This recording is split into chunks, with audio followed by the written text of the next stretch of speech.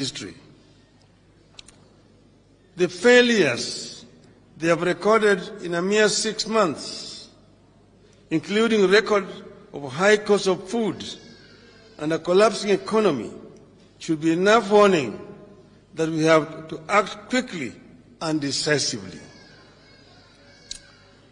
We have been told, and I quote, "The only thing necessary for the triumph of evil is for good men to do nothing. Read also good women," unquote. Our presence here underscores our refusal to be the good people who did nothing and allowed evil to triumph in our country. Something fundamental must give this time round. Otherwise, we could lose a whole country. Our wish is to achieve the overhaul of our state of affairs with the involvement of the people from all segments of our society at every stage. We will engage in the bipartisan process to which we have sent very able and competent representatives. But the people must not be left out or behind. We are not going into this dialogue for deals in smoke-filled rooms. We are going into this to secure and safeguard fundamental life and death gains for the people and the country. Throughout the talks, we expect the people to stand on guard and ensure it's about them and the country. That's why we are gathered here today, so that people can consult and engage and be watchful.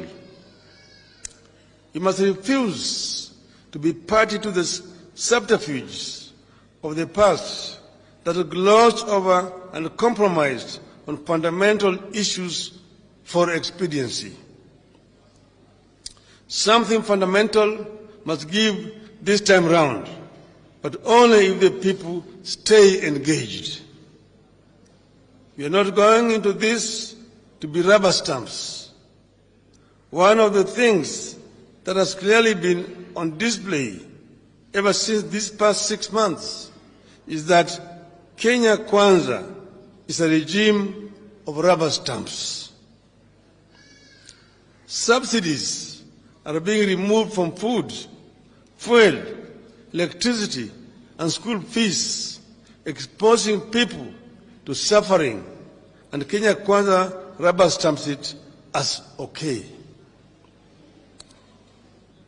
They know there was an order for the opening of the IB servers, but the rubber stamp is as okay the refusal to open the servers. They know the buying of MPs to switch sides undermines our hard-won multi-party democracy, but they still rubber stamp it as okay.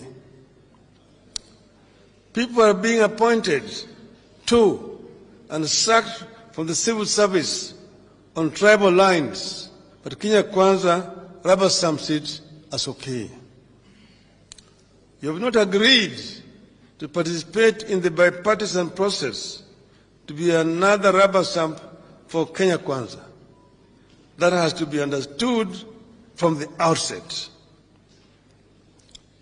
Should the talks falter or bear no fruit because of the grandstanding, lack of openness, lack of honesty, and entrusted join hands, let us stand firm in the interests of our country. Finally, we have said that we are not doing this because of any weakness on our side. We are only saying that Kenya is bigger, and that's why we are saying that we want to engage. Nobody should mistake this as a sign of weakness. We have embraced these talks before, but there must be talks which are going to be held with equal respect mutual respect, and also with the time